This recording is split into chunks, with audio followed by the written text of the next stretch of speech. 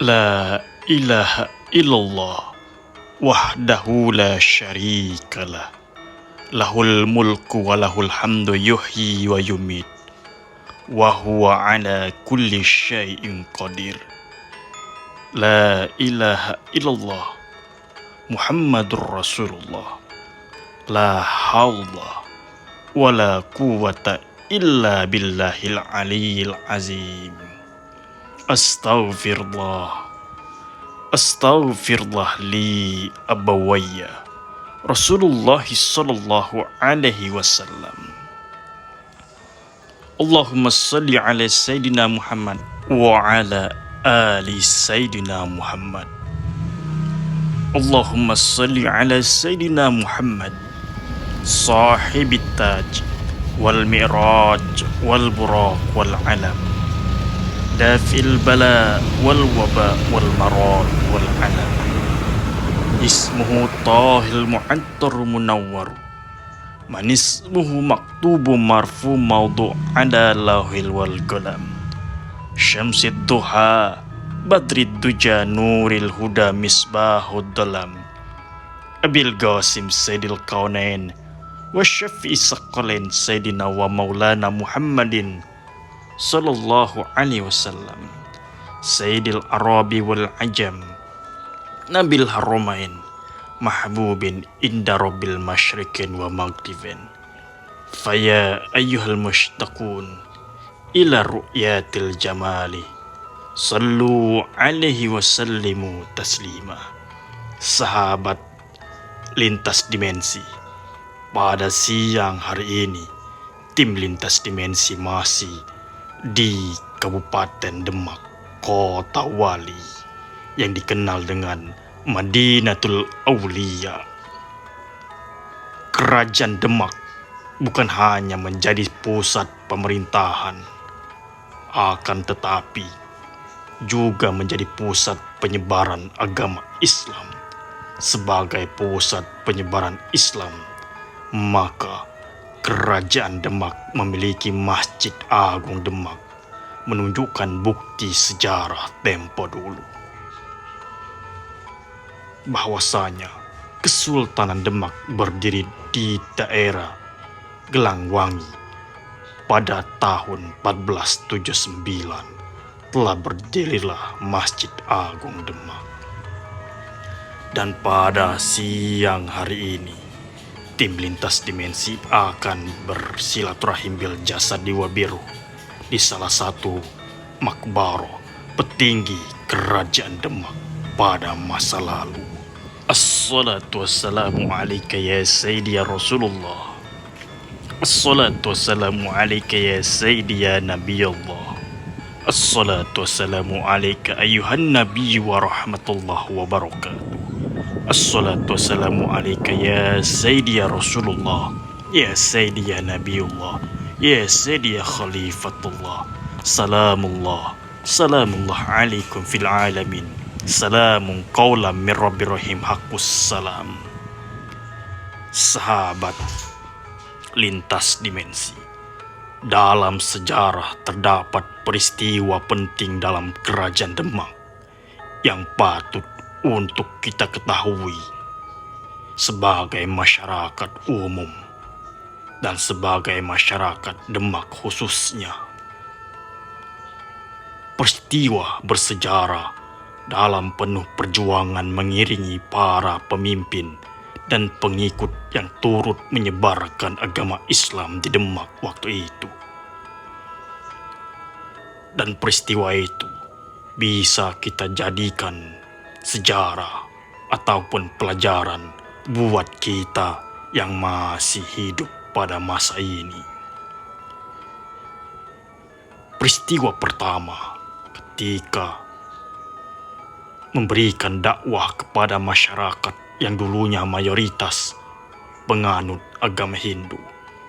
Perluasan agama Islam yang dilakukan oleh Raden Fata berjalan dengan aman ketika beliau berusaha untuk menjadikan Kerajaan Majapahit menjadi kerajaan Islam. Raden Fata berhasil melakukan serta menaklukkan Raja Giri Kardana yang sebelumnya telah berhasil merebut kekuasaan kerajaan Majapahit. Dengan runtuhnya Raja Giri, sehingga Raden Fata kemudian mendirikan kerajaan Demak serta menyebarkan agama Islam bersama dengan Wali Songo.